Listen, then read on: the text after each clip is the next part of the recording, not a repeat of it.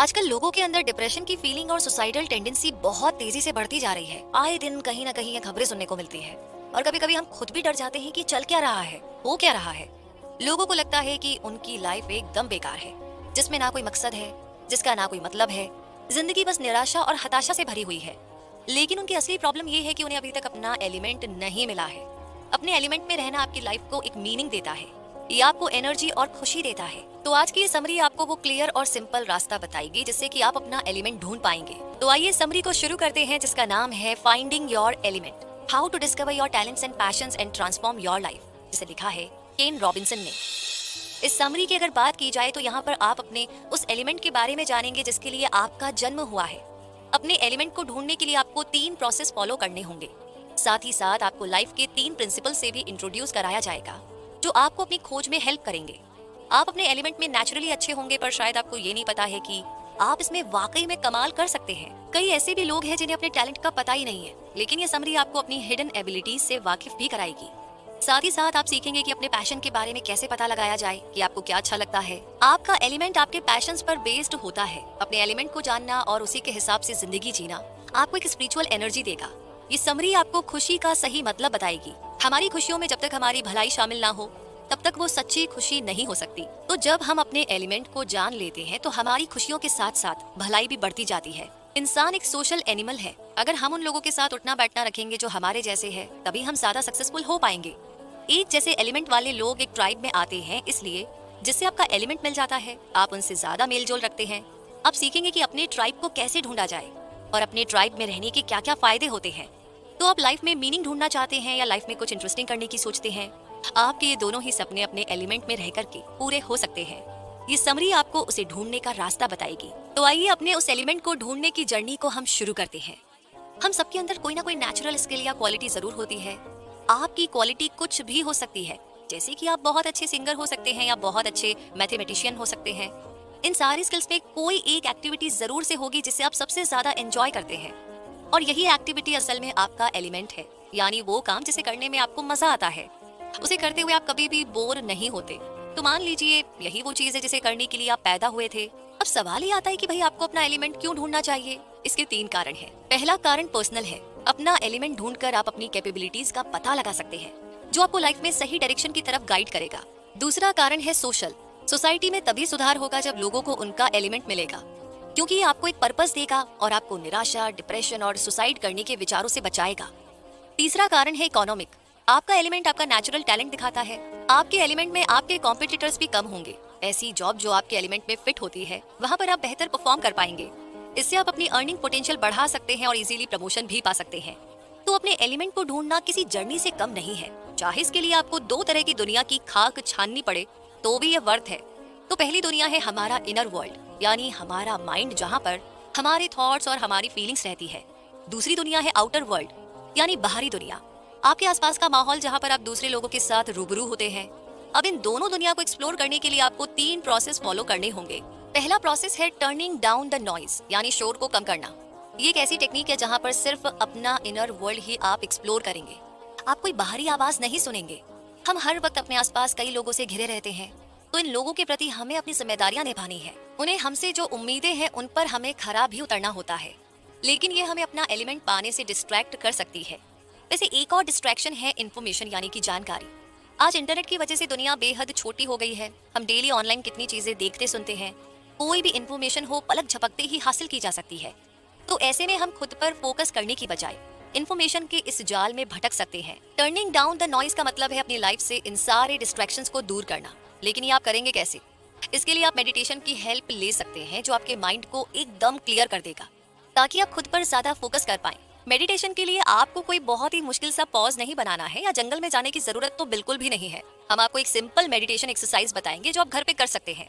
अपनी पीठ सीधी करके एकदम रिलैक्स होकर के बैठ जाइए।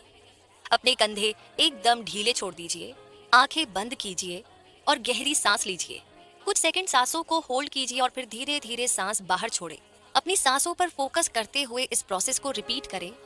कुछ देर करने के बाद रेगुलर ब्रीदिंग पर आ जाइए, लेकिन एक चीज ध्यान रहे कि आपका सारा फोकस सिर्फ और सिर्फ आपकी ब्रीदिंग पर होना चाहिए, आपकी सांसों पर होना चाहिए। मेडिटेशन के दौरान हमारा दिमाग यहाँ वहाँ भटकता है, पर ये एकदम नॉर्मल है। आप जब ब्रीदिंग पर फोकस करना सीख जाएंगे तो थॉट्स भी कंट्रोल होने लगेंगे। आप ये एक्सरसाइज रोजाना 10 मिनट कर सकते हैं। इसके बाद धीरे धीरे आंखें खोलकर 10 मिनट और रिलैक्स कीजिए। दूसरा प्रोसेस है अपना नजरिया चेंज करना। आपने खुद को लेकर के एक इमेज बना रखी होगी। आपके मन में कुछ धारणाएं होंगी, जैसे कि कुछ लोग सोचते हैं कि वो गा नहीं सकते, लेकिन क्या ये कंफर्म करने के लिए उन्होंने कोई सिंगिंग क्लास ली है कि वो गा सकते हैं या नहीं? तो ठीक ऐसे ही दूसरों ने भी आपके लिए कुछ धारणाएं बना रखी होंगी। आपके बारे में उनकी सोच आपकी सोच को अफेक्ट करने लग जाती है। तो ऐसे लोग आपको शायद आपके एलिमेंट तक पहुंचने नहीं देते। इसलिए अपने एलिमेंट की तलाश करते हुए ऐसे लोगों से आपको बचकर रहना होगा। अपना नजरिया चेंज करने का वैसे एक तरीका है विजन बोर्ड बनाना। कई बार आप जब कोई मैगजीन पढ़ते हैं तो कुछ सेंटेंस या इमेज आपको अट्रैक्ट करते होंगे। उन वर्ड्स और इमेजेस को काट लीजिए और एक बोर्ड पर चिपका दीजिए। तो ये तैयार हो गया आपका विजन बोर्ड, जो आपके पैशंस और हॉबीज को दिखाता है। ये दिखाता है कि आप फ्यूचर में क्या करना चाहते हैं। अपने विजन बोर्ड को ऐसी जगह पर रखिए जहां से आप उसे डेली देख सके। ये आपका नजरिया चेंज करके आपको अपने एलिमेंट पर फोकस करने में हेल्प करेगा। वैसे एक और टेक्निक आप यूज कर सकते हैं ऑटोमेटिक राइटिंग की। इसके लिए आपको एक पेन और पेपर लेना है। अब आराम से बैठ करके डिसाइड कीजिए कि आप किस थीम पर लिखना चाहते हैं। थीम का एक एग्जाम्पल हो सकता है मेरा पैशन। आपके माइंड में जो भी आए बस आप लिख डालिए। स्पेलिंग मिस्टेक, पंक्चुएशन या ग्रामर की तो टेंशन आप बिल्कुल ना ले। 5 मिनट तक बिना रुके लिखते रहिए। एंड में आपके पास अपने पर्सनल थॉट से भरा एक डॉक्यूमेंट होगा। इसे पूरा पढ़े और जो भी आपको इंपॉर्टेंट लगे उसे हाईलाइट करें। जैसे कि जूली कैमरून एक ऑथर है जो ऑटोमेटिक राइटिंग अलग तरह से यूज करती है। हर सुबह नींद से उठने के बाद पहला काम वो ये करती है कि जो भी मन में आए उसे लिख लेती है। उनकी ऑटोमेटिक राइटिंग की कोई थीम नहीं होती। जूली ये इसलिए करती है ताकि उनके माइंड से रैंडम थॉट्स निकल जाए। फिर उसके बाद वो अपने दिन भर के काम पर ठीक से फोकस कर पाती है। इस टाइप की राइटिंग में जब आप सब कुछ लिख लेते हैं उसके बाद आपको पेपर नहीं देखना है। जी हाँ, अपने एलिमेंट को ढूंढने का तीसरा प्रोसेस जानते हैं आप कोशिश करते रहिए, यानी आउटर वर्ल्ड को एक्सप्लोर करना। नए लोगों से मिलो और नई नई एक्टिविटीज को ट्राई करो, वरना आप कभी भी अपने एलिमेंट तक पहुंच ही नहीं पाएंगे। इन सारे प्रोसेस को शुरू करने से पहले आपको 3 प्रिंसिपल भी मालूम होने चाहिए और ये प्रिंसिपल आपको अपनी खोज में गाइड करेंगे। ये आपको उन चैलेंजेस को फेस करने में हेल्प करेंगे जो आपके सामने आएंगे। तो पहला प्रिंसिपल है कि आपकी लाइफ यूनिक है। इससे पहले आपकी जैसी लाइफ किसी ने नहीं जी है और ना ही कोई आगे जिएगा। दूसरा प्रिंसिपल है कि आप अपनी लाइफ खुद क्रिएट करते हैं। क्रिएटिविटी और इमेजिनेशन ऐसी चीजें हैं जो इंसान को जानवरों से अलग करती है। हम खुद को डेवलप करने के लिए अपनी यूनिक स्किल्स को यूज करते हैं। आप अपनी इमेजिनेशन और क्रिएटिविटी यूज करके अपनी लाइफ को शेप दे सकते हैं। तीसरा प्रिंसिपल ये है कि लाइफ ऑर्गेनिक है। इसका मतलब ये है कि लाइफ के बारे में कुछ भी पहले से नहीं कहा जा सकता।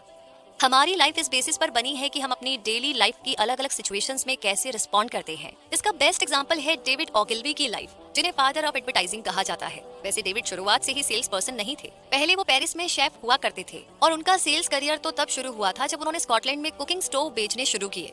स्टोव बेचते हुए उन्होंने एक सेल्स मैनुअल लिखी थी जो कि बाद में बेस्ट सेल्स मैनुअल के तौर पर फेमस हुई। उनकी सेल्स मैनुअल पब्लिश होने के बाद लंदन की एक एडवर्टाइजिंग एजेंसी ने उन्हें हायर कर लिया। इस फील्ड में डेविड को खूब सारी सक्सेस मिली। बाद में वो एक सर्वे ऑर्गेनाइजेशन में काम करने के लिए अमेरिका चले गए। वर्ल्ड वॉर सेकंड के दौरान डेविड ने ब्रिटिश इंटेलिजेंस सर्विस ज्वाइन की। जब ये वॉर खत्म हुई तो वो किसान बन गए। 10 सालों तक डेविड अमेरिका के ईस्ट कोस्ट में फार्मिंग कम्युनिटी में काम करते थे। उसके बाद वो न्यूयॉर्क वापस आए और मैथर एडवर्टाइजिंग एजेंसी ज्वाइन की। 20 सालों के अंदर डेविड ने इस फर्म को दुनिया की नंबर 1 लीडिंग एडवर्टाइजिंग एजेंसी बना दिया था। आप भी अपनी लाइफ को डेविड के जैसा ही ऑर्गेनिक रास्ता दे सकते हैं, लेकिन इसका मतलब ये नहीं है कि आपको अपनी लाइफ प्लान नहीं करनी चाहिए। लॉन्ग टर्म गोल्स आपको उस चीज पर फोकस करने में हेल्प करेंगे जो आपके लिए सबसे ज्यादा इंपॉर्टेंट है। साथ ही प्लानिंग भी उतनी ही जरूरी है ताकि आप शॉर्ट टर्म गोल्स को सक्सेसफुली अचीव कर सके। और इसी के साथ अब अगले सवाल का जवाब जानते हैं, what are you good at, यानी कि आपका एलिमेंट आपके एप्टीट्यूड और एबिलिटीज से तय होगा। एप्टीट्यूड वो नेचुरल टैलेंट है जिसके साथ आप जन्मे हैं। ये एप्टीट्यूड आपको एबिलिटीज में बदलने होंगे। एबिलिटीज के लिए एजुकेशन और प्रैक्टिस की जरूरत पड़ेगी। जैसे कि डेरेक एक बच्चा है जिसके अंदर मशीनरीज को हैंडल करने का एप्टीट्यूड है। 10 साल की उम्र से ही वो मोटरसाइकिल के इंजन खोल करके देखता था कि वो कैसे काम करते हैं और फिर वो उस इंजन को वापस से जोड़ भी देता था। कुछ ही महीनों में उसने अपने भाई की मोटरसाइकिल को रिपेयर करना सीख लिया था। फिर उसने कार इंजन पर हाथ आजमाना शुरू किया। यानी 13 साल की उम्र में डेरेक हर तरह की गाड़ी का इंजन ठीक कर सकता था। डेरेक ने इंजन ठीक करने की इस एबिलिटी के लिए अपने एप्टीट्यूड को यूज किया था, लेकिन उसकी ये एबिलिटी उसके एक्सपीरियंस की वजह से अभी लिमिटेड ही थी।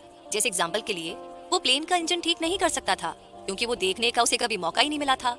इसके लिए उसे प्रैक्टिस करने की जरूरत पड़ती, तभी वो ये सीख पाता। तो इसी तरीके से कुछ लोग लाइफ में जल्दी ही अपना एप्टीट्यूड ढूंढ लेते हैं, या यूं कहें कि उन्हें मिल जाता है। लेकिन ऐसे बहुत सारे लोग हैं जिन्हें कभी अपना एप्टीट्यूड नहीं मिल पाता। यहाँ पर हम एक सिंपल एक्सरसाइज आपको बता रहे हैं जिससे आप अपना एप्टीट्यूड ढूंढ सके। सबसे पहले एक बड़ा सा पेपर ले लीजिए। इस पेपर पर वो सारी एक्टिविटीज लिखिए जो आप डेली करते हैं। अब इन्हें 3 कैटेगरी में डिवाइड कीजिए। 3 कैटेगरी के एग्जाम्पल है वर्क यानी कि आपका काम, हॉबी यानी कि जो आपको करना अच्छा लगता है, और हाउस होल्ड वर्क यानी घरेलू काम। तो आपको वही कैटेगरी सिलेक्ट करनी है जिसका कोई मतलब हो। अब सोचिए कि आपके अंदर इन सारी कैटेगरीज के लिए क्या क्या एप्टीट्यूड है। जैसे मान लीजिए अगर आप अकाउंटेंट की जॉब करते हैं तो इससे रिलेटेड एप्टीट्यूड है मैथ्स यानी कि गणित। अब हो सकता है कि आपकी हॉबी पेंटिंग हो जिससे रिलेटेड एप्टीट्यूड है क्रिएटिविटी और टैलेंट। तो इन सारे एप्टीट्यूड्स को एक अलग पेपर पर लिख लीजिए। अब उन्हें इस बेसिस पर रैंक दीजिए कि आप उनमें से कितने में अच्छे हैं या बुरे हैं। इसके लिए आप 3 ग्रुप बना सकते हैं, गुड, एवरेज और नॉट सो गुड। लास्ट पे अपने ग्रुप को रिव्यू करें और ये ध्यान रहे कि आपकी रैंकिंग एक्यूरेट यानी कि सटीक हो। ये कंप्लीट होने के बाद गुड एप्टीट्यूड्स को देखिए। ये वो चीजें हैं जिन पर आपको फोकस करना चाहिए। आप इन एरियाज में अपनी एबिलिटीज इजीली डेवलप कर सकते हैं। हालांकि ये टेस्ट उन एप्टीट्यूड्स को नहीं दिखाता जिन्हें अभी तक आपने डिस्कवर नहीं किया है। इस प्रॉब्लम का वैसे एक सोल्यूशन ये है कि आप एप्टीट्यूड टेस्ट लीजिए। ये टेस्ट डिसाइड करेंगे कि आपके एप्टीट्यूड एग्जैक्टली है क्या। फिर उसी हिसाब से आपको बताया जाएगा कि आपको किस टाइप की एबिलिटी अपने अंदर डेवलप करनी चाहिए। आपको ऑनलाइन ऐसे बहुत सारे एप्टीट्यूड टेस्ट मिल जाएंगे, लेकिन ये ऑनलाइन टेस्ट लेते समय आपको सावधान रहना होगा, क्योंकि कई बार इनमें ब्रॉड स्टेटमेंट लिखे होते हैं जो आपको कुछ हद तक लुभा सकते हैं। इससे आपको लग सकता है कि पूरा रिजल्ट एकदम सही है। इसे फॉरेन इफेक्ट कहते हैं। इसका एक अच्छा एग्जाम्पल खुद ऑथर केन रॉबिन्सन है, जिन्होंने अपने बेटे के साथ एक एप्टीट्यूड टेस्ट लिया था। इसमें 2 टेस्ट थे। ये 3-3 घंटे के सेशन थे जिसमें उनकी मेमोरी, वोकेबलरी, मैथ्स और टाइम मैनेजमेंट स्किल्स का टेस्ट लिया गया था। रिजल्ट के कुछ पार्ट एकदम सही थे। इससे पता चलता था कि कैन में अपने बेटे से ज्यादा कोऑर्डिनेशन स्किल्स है। दोनों जानते थे कि ये बात एकदम सच है। टेस्ट से ये भी पता चला कि कैन के बेटे को कैन के मुकाबले म्यूजिक की बेहतर समझ थी। अब जिन्हें अपना एलिमेंट नहीं पता है उन्हें लगेगा कि पूरा का पूरा रिजल्ट ही सही है, लेकिन कैन जानते हैं कि उनका एलिमेंट पब्लिक स्पीकिंग है। टेस्ट कहता है कि उनका एप्टीट्यूड इंटीरियर डिजाइनर के लिए अच्छा है। इससे पता चलता है कि कैसे एप्टीट्यूड टेस्ट बड़ी आसानी से आपको आपके एलिमेंट से दूर भी कर सकता है। साथ ही ये बात भी हमेशा ध्यान में रहे कि आपका एलिमेंट टाइम के साथ बदल सकता है। आपके कई तरह के एप्टीट्यूड हो सकते हैं। टाइम के साथ जो एप्टीट्यूड आपको पसंद या नापसंद हो वो चेंज हो सकते हैं। आपका एप्टीट्यूड आपको अलग अलग फील्ड में भी लेकर के जा सकता है। अब जैसे कि एलिजाबेथ को ही आप देख लीजिए, बचपन से ही वो पेंटिंग में बड़ी टैलेंटेड थी। यानी ये कहा जा सकता है कि उसके अंदर क्रिएटिविटी का एप्टीट्यूड है। एक दिन उसने कॉस्ट्यूम डिजाइनिंग कंपटीशन में हिस्सा लिया और वो कंपटीशन जीत गई। उसने जितनी बार भी इस कंपटीशन में हिस्सा लिया वो हर बार जीती। एलिजाबेथ बड़ी होकर के कॉस्ट्यूम डिजाइनर बनी। उसका एलिमेंट पेंटिंग से कॉस्ट्यूम डिजाइनिंग की तरफ चेंज हो गया था, हालांकि वो सेम एप्टीट्यूड पर फोकस करती रही। आई होप आप समझ रहे हैं। इसलिए आगे थोड़ा और डिटेलिंग में जानने के लिए हमें इस सवाल का भी जवाब ढूंढना होगा, व्हाट डू यू लव? मतलब ये कि एप्टीट्यूड ही इकलौती चीज नहीं है जो आपका एलिमेंट डिफाइन करती है। एलिमेंट ऐसी चीज है जिसे लेकर के आप पैशनेट फील करते हैं। पैशन एक तरह का प्यार तो है ही, ये आपको पॉजिटिव स्पिरिचुअल एनर्जी के जरिए पावर भी देता है। लेकिन ये स्पिरिचुअल एनर्जी एग्जैक्टली है क्या, इसे समझने के लिए आपको पहले फिजिकल एनर्जी पर ध्यान देना होगा। आपकी बॉडी की एनर्जी आपके लाइफस्टाइल से अफेक्ट होती है। कुछ खास टाइप के फूड और मेडिसिन आपकी एनर्जी लेवल कम कर सकते हैं। नींद पूरी लेने से भी हमारी फिजिकल एनर्जी बढ़ती है। स्पिरिचुअल एनर्जी सेम तरह से काम करती है। जैसे एग्जांपल के लिए इयॉन एक रॉक बैंड में ड्रमर है। वो पूरा दिन अपने बैंड के साथ परफॉर्म करता और दिन खत्म होने पर थका हारा घर लौटता। इयॉन इस काम से खुश और सेटिस्फाइड है। वो इसलिए क्योंकि उसके अंदर स्पिरिचुअल एनर्जी है। इयॉन अपनी म्यूजिक को लेकर के पैशनेट है, लेकिन इसके साथ ही वो खुद का बिजनेस भी करता है जहाँ से उसकी मेन इनकम होती है। पूरा दिन अपने काम में बिजी रहने के बावजूद वो अपने पैशन के लिए समय निकाल ही लेता है। इयॉन डेली अपने स्टूडियो में ड्रम बजाने की प्रैक्टिस करता है। जैसे इयॉन की स्पिरिचुअल एनर्जी उसे पावर देती है, ठीक वैसे ही आपकी स्पिरिचुअल एनर्जी भी आपको पावर देगी। पैशन का कोई एक शेप या फॉर्म नहीं है। केन रॉबिन्सन ने ट्विटर पर इस टॉपिक पर लोगों का नजरिया जानने के लिए एक सवाल पूछा था, क्या आप किसी ऐसे इंसान को जानते हैं जिसका काम करना आप बिल्कुल भी सहन नहीं कर सकते? तो एक औरत ने कहा कि उसकी एक दोस्त है जो नाला साफ करने का काम करती है और उसे अपना काम पसंद है। अब जाहिर सी बात है कि इस काम से ज्यादातर लोग नफरत करेंगे। एक और एग्जांपल है टीचिंग का। कुछ लोगों को पढ़ाने का काम एकदम बोरियत भरा लगता है, लेकिन ये उन टीचर से जाकर के पूछिए जिन्हें अपने स्टूडेंट्स को पढ़ाने में बड़ा मजा आता है। एक और एग्जांपल है रैंडी पार्सन्स। बचपन से ही एक टैलेंटेड गिटारिस्ट रहा है। उसके दोस्त और फैमिली मेंबर्स हमेशा यही कहते थे कि तुम एक रॉक स्टार बन सकते हो, लेकिन रैंडी को ऐसा नहीं लगता कि वो म्यूजिक की फील्ड में अपना करियर बना पाएगा। 18 साल का होते ही उसे अपने सारे गिटार बेच करके मिलिट्री ज्वाइन कर ली। मिलिट्री छोड़ने के बाद रैंडी ने पुलिस फोर्स ज्वाइन की। उसके अंदर इस जॉब के लिए नेचुरल एप्टीट्यूड था। रैंडी के सुपीरियर उसके साथ काम करना पसंद करते थे। उसे लगातार प्रमोशन मिलते गए। लेकिन फिर भी रैंडी अंदर से खुश नहीं था। जो काम वो कर रहा था उसमें उसे कभी सच्ची खुशी नहीं मिली। उसे अपने अंदर एक खालीपन हमेशा महसूस होता रहा। एक दिन रैंडी ने वापस से म्यूजिक की तरफ जाने का डिसीजन लिया, लेकिन इस बार वो गिटार बजाना नहीं बल्कि बनाना चाहता था। रैंडी ने एक स्टोर से कुछ टूल्स खरीदे। वो अपने बेसमेंट में गया और गिटार बनाने की प्रैक्टिस करने लगा। 2 साल तक उसने अपने बेसमेंट में काम किया और गिटार बनाना सीखता रहा। उन 2 सालों में रैंडी ने एक भी गिटार पूरा नहीं बनाया था। उसके बाद उसकी मुलाकात एक फेमस गिटार बनाने वाले आदमी बोस से हुई। बोस को रैंडी का पैशन देख करके बहुत अच्छा लगा। उसने डिसाइड किया कि वो रैंडी को गिटार बनाना सिखाएगा। अब क्योंकि रैंडी पहले गिटार बजाता था, इसलिए उसे बोस के इंस्ट्रक्शन समझने में दिक्कत नहीं हुई। बोस के अंडर में 1 साल की ट्रेनिंग लेने के बाद रैंडी ने खुद का स्टोर खोला और धीरे धीरे उसका बिजनेस चल निकला और आज उसका स्टोर पार्सन्स गिटार पूरी दुनिया में फेमस है। कई फेमस रॉक गिटारिस्ट रैंडी के क्लाइंट है। शायद रैंडी की तरह आप भी शुरुआत में अपना पैशन ना ढूंढ पाए, लेकिन इसका ये मतलब नहीं है कि आप हार मान ले। कुछ लोग सोचते रह जाते हैं कि उनका पैशन क्या है। शायद ही कोई इंसान होगा जिसका कोई पैशन ना हो, और अगर ऐसा कोई है तो जरूर उसे कोई मेंटल प्रॉब्लम होगी, जैसे साइकोपैथी या सोशियोपैथी। कुछ लोग ऐसी चीजें करना भी पसंद करते हैं जिसमें वो एक्सपर्ट नहीं होते, लेकिन आमतौर पर ये प्रॉब्लम की बात नहीं है। कई केसेस में देखा गया है कि पैशन एप्टीट्यूड से ज्यादा पावरफुल बन जाता है। वो इसलिए क्योंकि पैशन आपको और भी ज्यादा कड़ी मेहनत करने के लिए मोटिवेट करता है। पैशन आपको और भी ज्यादा क्रिएटिव बना सकता है। कई लोग ये सोच करके परेशान होते हैं कि उन्हें अपना एलिमेंट कब मिलेगा। इसे समझाने के लिए हम कह सकते हैं कि अपने एलिमेंट को ढूंढना प्यार में पड़ने जैसा है। अगर वो आपको मिल गया तो आपकी लाइफ चेंज कर देगा। आपको एक तरह का सुकून और सेटिस्फैक्शन फील होगा। आपका पैशन क्या है ये जानने के लिए उसे ढूंढिए। जिस एक्सरसाइज की हेल्प से आपको अपना एप्टीट्यूड मिला था वही एक्सरसाइज यूज करें। फिर से याद दिला दें आपको कि अपनी सारी एक्टिविटीज की लिस्ट बनाइए और फिर उन्हें कैटेगरी में डिवाइड करें। अब इन कैटेगरीज को 3 नए ग्रुप में डिवाइड कीजिए। ये ग्रुप है थिंग्स यू एंजॉय, यानी कि वो काम जिन्हें करना आपको पसंद है। Things you don't mind doing, यानी जिन्हें आपको करने में कोई आपत्ति नहीं है। और things you do not enjoy, यानी कि वो काम जिन्हें करना आपको बिल्कुल भी पसंद नहीं है। एक बार फिर से पहले ग्रुप पर फोकस करें। ये वो एक्टिविटीज है जिन्हें लेकर के आप सबसे ज्यादा पैशनेट फील करते हैं। कुछ सवाल है जो आप अपने पैशंस को और भी क्लियर करने के लिए खुद से पूछ सकते हैं। जो चीज आप एंजॉय करते हैं उसमें आपको एग्जैक्टली क्या अच्छा लगता है? क्या उस एक्टिविटी को करने का कोई और भी तरीका है? जो चीज आप एंजॉय नहीं करते, क्यों नहीं करते, और इन्हें ज्यादा मजेदार कैसे बनाया जाए, इन सब के बारे में सोचना शुरू कीजिए। वैसे इसी के साथ अगला सवाल एकदम तैयार है जिसके बारे में हमें समझना भी होगा, सोचना भी होगा। और ये सवाल है, व्हाट मेक्स यू हैप्पी? आपको क्या है जो खुश करता है? अगर आप लोगों से पूछे कि उन्हें लाइफ में क्या चाहिए तो वो यही कहेंगे, खुशी। कुछ लोग कहेंगे कि अपनी जॉब में सक्सेसफुल होना उनका सपना है, या एक हैप्पी फैमिली उनका सपना है। लेकिन उन्हें ये चीजें इसलिए चाहिए क्योंकि इससे उन्हें खुशी मिलती है। लेकिन अफसोस कि आज के टाइम में बहुत ही कम लोग हैं जो वाकई में खुश हैं। आज लोग पहले से कहीं ज्यादा अमीर जरूर है। आज टेक्नोलॉजी ने हमारी लाइफ पहले से कहीं ज्यादा आसान बना दी है, लेकिन उसी मात्रा में डिप्रेशन और सुसाइडल टेंडेंसी भी बढ़ती ही जा रही है। आज लोग सक्सेसफुल तो है मगर खुश नहीं है। इसकी एक वजह शायद ये हो सकती है कि लोग गलत जगह पर खुशी ढूंढ रहे हैं। हम में से ज्यादातर लोगों को लगता है कि पैसे से हम हर सुख, हर खुशी खरीद सकते हैं, लेकिन क्या ये वाकई में सच है? नहीं।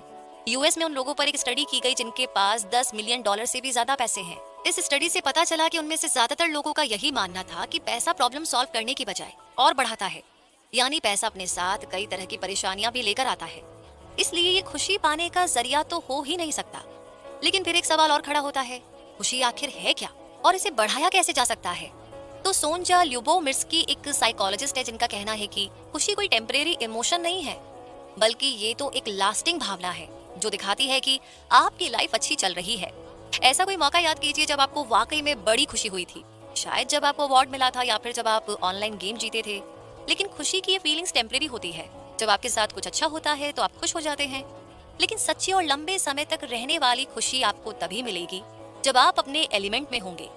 जैसे कि यास्मिन हिलाल एक प्रोफेशनल बास्केटबॉल प्लेयर है जो करीब 1 दशक से इजिप्शियन नेशनल टीम के लिए बास्केटबॉल खेल रही है। इतना ही नहीं, वो बेहद स्किल्ड बायोमेडिकल इंजीनियर भी है। उसकी लाइफ का एक दौर ऐसा भी था जब वो इस फील्ड में बहुत सक्सेसफुल रही थी। यास्मिन को ये दोनों काम पसंद है, बास्केटबॉल खेलना और बायोमेडिकल इंजीनियरिंग भी। उसे गेम्स में जीतकर जितनी खुशी मिलती है उतनी ही नई मशीन बनाकर मिलती है। हालांकि ये दोनों ही फील्ड यास्मिन की लाइफ को लंबे समय तक रहने वाली खुशी नहीं दे पाते, लेकिन इसके बावजूद वो काफी हद तक अपनी लाइफ से सेटिस्फाइड है। एक दिन 3 गरीब बच्चों ने यास्मिन से कुछ पैसे मांगे। यास्मिन ने उन पर तरस खाकर कुछ पैसे दे दिए, लेकिन वो और पैसे मांगने लगे। उस वक्त यास्मिन के पास और पैसे नहीं थे, इसलिए उसने उन्हें वादा किया कि वो उन्हें अगले दिन और पैसे देगी। इस घटना का यास्मीन पर काफी गहरा असर पड़ा। उसके आस पड़ोस में न जाने कितने ही गरीब और लाचार लोग थे, लेकिन यास्मीन का ध्यान कभी भी उनकी तरफ गया ही नहीं था। वो हमेशा अपने करियर में बिजी रही। तभी उसे एहसास हुआ कि वो कितनी लकी है जो उसके पेरेंट्स ने उसे कंफर्टेबल जिंदगी दी, एजुकेशन दी, उसे इस लायक बनाया कि वो अपने पैरों पर खड़ी हो सके। उसे उन गरीब बच्चों पर बड़ा तरस आया जो सड़कों पर भीख मांगते थे। इससे इंस्पायर होकर के यास्मीन ने एक चैरिटी फाउंडेशन की शुरुआत की जिसका नाम तलीदा फाउंडेशन रखा गया। इस फाउंडेशन का गोल था गरीब बच्चों को पढ़ा लिखा बनाना, जिसके लिए उनकी स्कूल फीस भरी जाती थी। यास्मीन इन बच्चों को फ्री कैरेक्टर बिल्डिंग प्रोग्राम और आर्ट क्लास भी प्रोवाइड कराती थी। तो ये था यास्मीन का एलिमेंट जो उसे तलीदा फाउंडेशन में मिला था। जब वो इंजीनियरिंग फर्म में काम करती थी उस वक्त भी उसके मन में इन गरीब बच्चों की मदद का ख्याल आता था। फाउंडेशन खोलने के 3 महीने के बाद ही यास्मीन ने अपनी जॉब छोड़ दी। अब उसका सारा फोकस फुल टाइम चैरिटी पर था। ये काम उसके लिए इतना सुकून भरा था कि उसे पूरा होने का एहसास होता था। सिर्फ खुशी पर फोकस करना काफी नहीं है। हो सकता है कि आप अपनी जिंदगी की बहुत सारी एक्टिविटी एंजॉय करते हो, लेकिन फिर भी आपको अंदर से खालीपन का एहसास होता हो। इसके बजाय आप खुशी को अपने वेल बीइंग की तरह देखिए। वेल बीइंग को हम 5 कैटेगरी में डिवाइड कर सकते हैं। इनमें से एक भी कैटेगरी में वीक परफॉर्मेंस आपके ऊपर नेगेटिव इम्पैक्ट डाल सकती है। तो पहली कैटेगरी आती है आपके करियर की वेल बीइंग। ये तब पूरी होगी जब आप अपनी डेली एक्टिविटीज को एंजॉय करेंगे। सेकंड कैटेगरी आती है सोशल वेल बीइंग। ये तब होगा जब आपके रिलेशनशिप्स प्यार से भरे होंगे और मजबूत होंगे। तीसरी कैटेगरी है फाइनेंशियल वेल बीइंग, यानी कि अपनी इकोनॉमिक सिचुएशन पर कंट्रोल होना। चौथी कैटेगरी आपकी फिजिकल वेल बीइंग है। ये तब होगा जब आपकी सेहत अच्छी रहेगी। पांचवी कैटेगरी है कम्युनिटी वेल बीइंग। ये तब पूरी होगी जब हमारे आसपास के सब लोग हमें प्यार और रिस्पेक्ट देंगे। आपको असली खुशी तभी मिलेगी जब आप इन 5 कैटेगरी को पूरा करेंगे। बहुत से लोग तर्क करते हैं कि उनकी खुशी उनके कंट्रोल से बाहर है, लेकिन ऐसा नहीं है। आपकी खुशी को मेन 3 फैक्टर अफेक्ट करते हैं, आपका माहौल, बायोलॉजी और आपका बिहेवियर। इन तीनों में से आपका बिहेवियर 40% तक आपकी खुशी को अफेक्ट कर सकता है। लेकिन बिहेवियर हमारे अपने कंट्रोल में है। हम क्या चूज करेंगे, क्या फील करेंगे, ये हमारे हाथ में है। ग्रेट चेन रूबिन एक ऑथर है जो कि कई सालों से हैप्पीनेस पर यानी कि खुशी पर स्टडी कर रही है। वो कहती है कि खुश रहने का एक ही तरीका है। अब ये सोचिए कि आप खुश हो बस।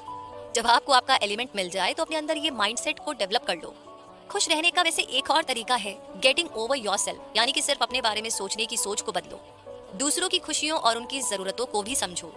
ये चीज हमें यास्मीन हेलाल के केस में एकदम साफ दिखाई देती है। आपको ये चीज ध्यान में रखनी होगी कि अपने एलिमेंट में रहना कोई परमानेंट हैप्पीनेस की गारंटी नहीं देता है। लाइफ में प्रॉब्लम्स तो फिर भी रहेंगी और बुरे लोग भी आपको मिलते रहेंगे, पर हाँ, अपने एलिमेंट में रहने की वजह से आपको इन चीजों का ज्यादा फर्क नहीं पड़ेगा।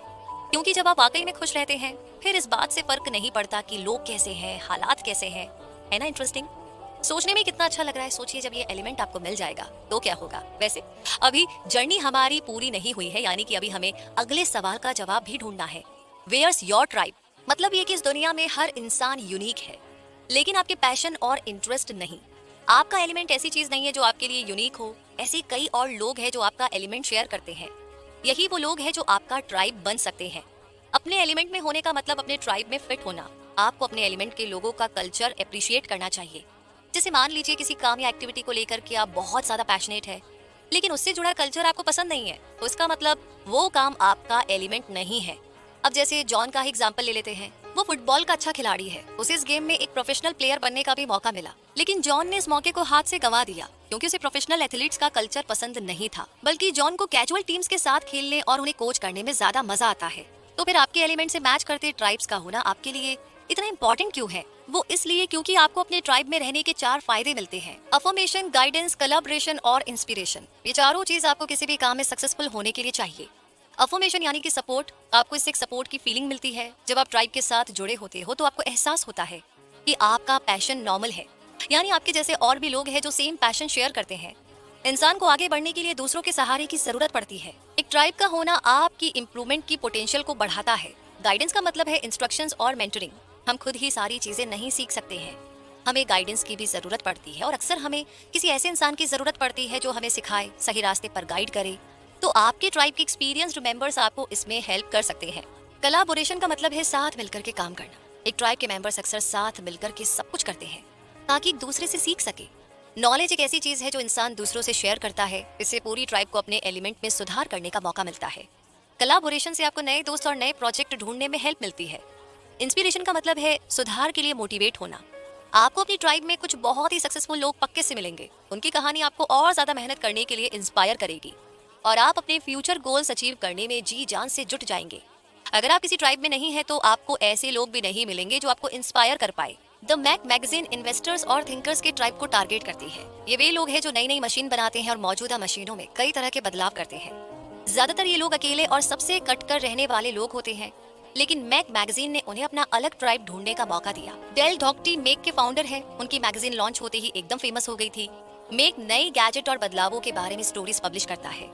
उन्होंने दिखा दिया था कि इन टॉपिक्स में बहुत से लोग इंटरेस्ट रखते हैं। इससे उन इन्वेस्टर्स को फौरन अफर्मेशन मिल गई जो इस मैगजीन को पढ़ते हैं। धीरे धीरे मैक मेकर मूवमेंट की लीडिंग आवाज के तौर पर उभरी। मेकर मूवमेंट एक ट्राइब है जो मशीनों के साथ एक्सपेरिमेंट करने में दिलचस्पी रखता है। मैक में दी गई जानकारियां कई इन्वेंटर्स को गाइड करने का काम भी करती है। मेकर मूवमेंट जब काफी पॉपुलर हो गया तो उन्होंने मेकर फेयर क्रिएट किया। ये एक फेस्टिवल की तरह था जहां इन्वेंटर्स जमा होते थे। मेकर फेयर में इन्हें अपनी नई नई इन्वेंशन दिखाने का मौका मिलता था और कई इन्वेंटर्स आपस में कोलैबोरेट करके इवेंट के लिए बड़ी और कॉम्प्लेक्स मशीनें बनाया करते थे। 2011 में कैलिफोर्निया मेकर फेयर में 70,000 से भी ज्यादा पार्टिसिपेंट्स ने हिस्सा लिया था।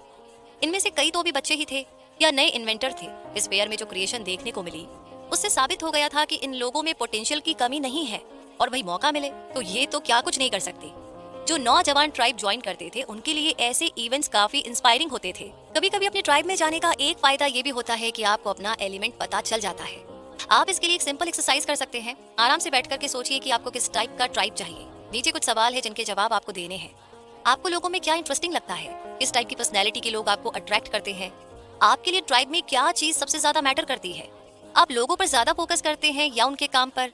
ये ऐसे सवाल है जिनके जवाब आपको ढूंढने होंगे, तभी आप अपनी पसंद का ट्राइब ढूंढ पाएंगे। हो सकता है उनका और आपका एलिमेंट सेम ही हो।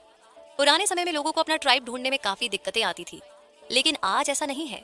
आज के टाइम में इंटरनेट की मदद से सब कुछ बहुत इजीली मिल जाता है। बस आपको गूगल सर्च करना है और पलक झपकते ही आपके पैशन से मैच करते हुए ट्राइब आपको मिल जाएंगे। इसी तरह सोशल मीडिया पर भी आपको सेम पैशन और इंटरेस्ट वाले लोग मिल जाएंगे। तो इसी के साथ हम पहुंच गए हैं अब इस समरी के कंक्लूजन पर, यानी कि हमने क्या क्या सीखा, कितना हमें याद है और कहां कहां पर हमें एक्शन लेना है। एक बार फिर से दोहराते हैं।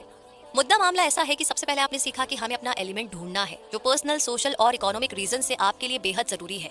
अपने एलिमेंट को ढूंढने के लिए 3 प्रोसेस है जो आपको फॉलो करने हैं: turning down the noise, changing your perspective और गिविंग इट अ ट्राई। तो अपने एलिमेंट को ढूंढते समय आपको 3 प्रिंसिपल हमेशा याद रखने चाहिए। ये बात ध्यान रहे कि आपकी लाइफ यूनिक और ऑर्गेनिक है। ये आपकी जिंदगी है, इसलिए इसे खुद क्रिएट करें। दूसरी चीज, आपने अपने एप्टीट्यूड और एबिलिटीज के बारे में भी समझा। जिन चीजों में आप नेचुरली अच्छे हैं वो आपका एप्टीट्यूड है। आपका एलिमेंट आपके एप्टीट्यूड से डिसाइड होगा। एप्टीट्यूड आपको कई एबिलिटीज डेवलप करने में हेल्प करेगा। तो जैसे जैसे आप ग्रो करते हैं आपका एलिमेंट भी चेंज हो सकता है। इस बात को हमेशा ध्यान रखें। तीसरी चीज, पैशन भी हमारे एलिमेंट को काफी हद तक अफेक्ट करता है। पैशन एक तरह का प्यार है जो हमारी स्पिरिचुअल एनर्जी को बढ़ाता है। इसलिए हम कह सकते हैं कि हमारे एलिमेंट के लिए पैशन ही सबसे इंपॉर्टेंट फैक्टर है। ये आपके एप्टीट्यूड से भी ज्यादा पावरफुल हो सकता है। चौथी चीज आपने सीखी कि कैसे अपने एलिमेंट में होना आपको सबसे ज्यादा खुशी देता है। आपका एलिमेंट आपको long lasting sense of purpose और खुशी देता है। ये आपकी वेलबींग को भी इम्प्रूव करता है। आपकी ओवरऑल ग्रोथ के लिए 5 तरह की वेलबींग जरूरी है: career wellbeing, social wellbeing, financial wellbeing, physical wellbeing और कम्युनिटी वेलबींग। फाइनली आपने अपनी ट्राइब को ढूंढने के फायदे के बारे में जाना। आपका ट्राइब उन लोगों का ग्रुप है जिनके इंटरेस्ट और पैशन आपसे मिलते हैं। ये आपको अफर्मेशन, गाइडेंस, कोलैबोरेशन और इंस्पिरेशन देते हैं। आपको शायद लगता होगा कि आपकी लाइफ तो मीनिंगलेस है। आप शायद सोचते होंगे आप सिर्फ अपनी ड्यूटी कर रहे हैं और दिन काट रहे हैं। अगर ऐसा है तो इसका मतलब है कि आप वो नहीं कर रहे हैं जिसके लिए आपने जन्म लिया है। आपने क्यों जन्म लिया है ये पता करना आपका काम है। अपने एलिमेंट को ढूंढ करके आप अपना पर्पस ढूंढ सकते हैं। आपका एलिमेंट ही आपको सच्ची खुशियां और सेंस ऑफ फुलफिलमेंट दे सकता है। तो इसी के साथ ये समरी यहीं पर कंप्लीट होती है। लेकिन अगर हमें कंप्लीट महसूस करना है तो हमें अपने उस एलिमेंट को ढूंढना होगा। और ढूंढने के लिए हमें क्या क्या करना होगा ये हमने समरी में जाना।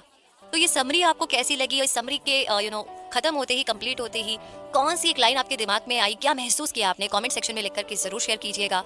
अगली समरी का नाम हमें लिख भेजिए जो आप सुनना चाहते हैं। हमेशा खुश रहिए, मुस्कुराते रहिए और अपने एलिमेंट को ढूंढने के लिए अभी से तैयारी शुरू कर दीजिए। जय हिंद। Yeah.